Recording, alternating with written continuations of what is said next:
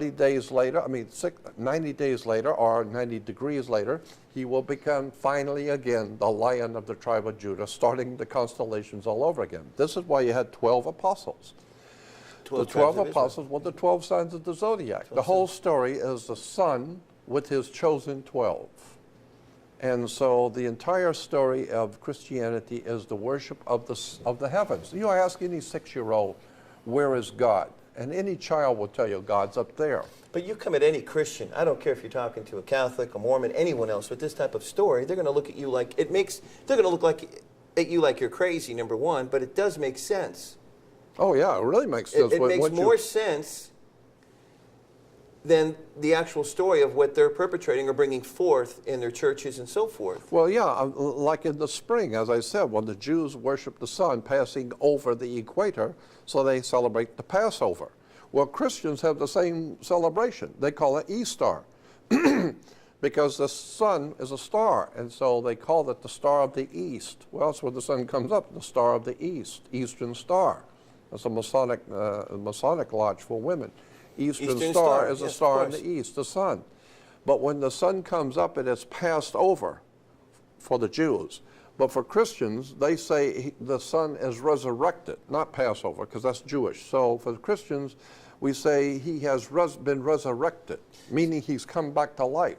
That's what the word spring means. He was dead in winter, but he's springing back to life. And so the Christians celebrate spring. And so, or the resurrection of God's Son, the light of the world. Well, of course the sun is the light of the world.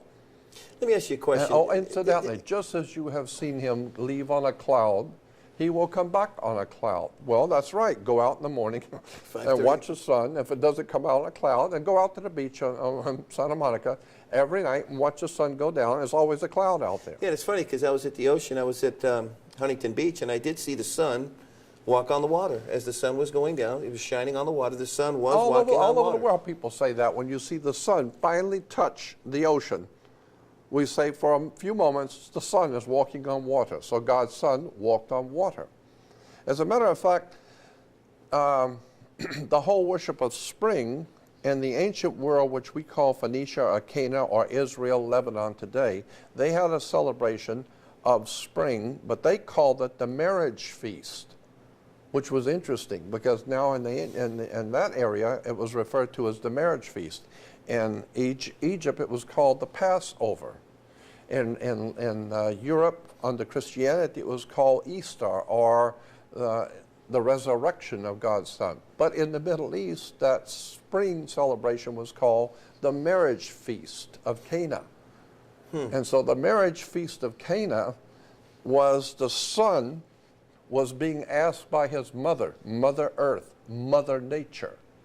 Mother Nature or Mother Earth was asking the sun to draw water, which the sun does, and let it rain on the grapes, transforming water into wine.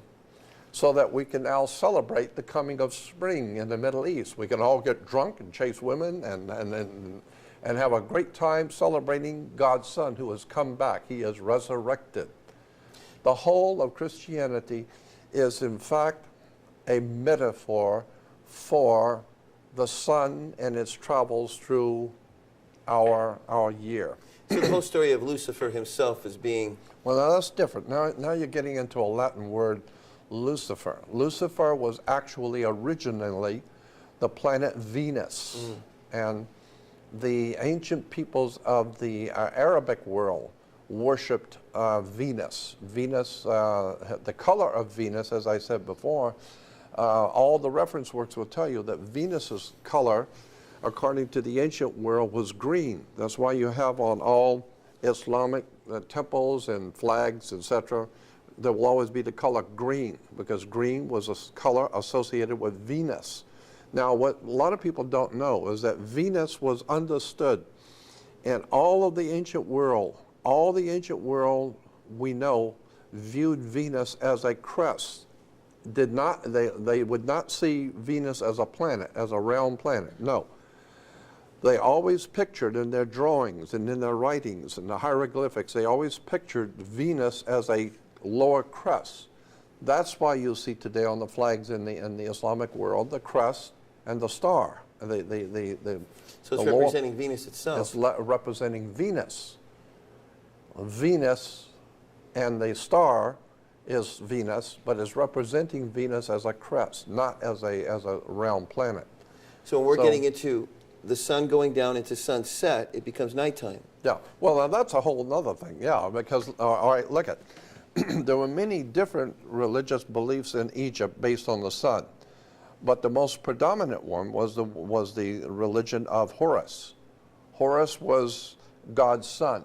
He was referred to as the light of the world. He was our risen Savior. And of course, the sun is your risen Savior. It rises every morning about 5:30. Okay. And if it don't rise, you're dead. 3 weeks, the planet is dead if we don't have the sun. So it is your Savior. And the ancient Egyptians said that the sun was pure energy, and we know energy is life. It's a